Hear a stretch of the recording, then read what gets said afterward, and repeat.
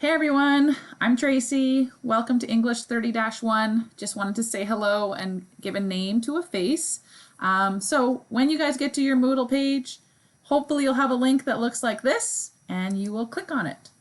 And that's going to open up this course. There's going to be a little introduction here at the start, as well as on the right hand side, I'd like to point out this Remind app. So you can use this with your computer, your laptop, or with your phone.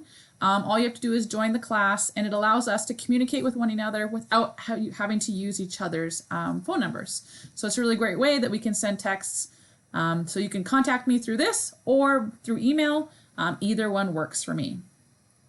Exams, just so you guys know, information about that will be coming because that whole process is changing.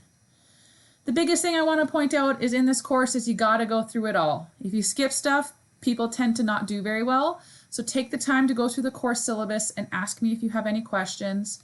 You also should do the intro assessment. It's going to just kind of tell us where you're at right now in terms of reading comprehension. If you get below 50%, please get a hold of me so we can have a conversation about what the next steps are. And those next steps may be continuing in this course. We just need to have a chat about it.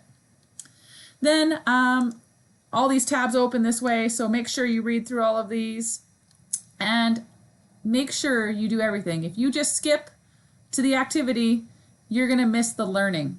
So you're going to read a story not knowing why you're reading that story. So you really need to understand the concepts before you do the assignments.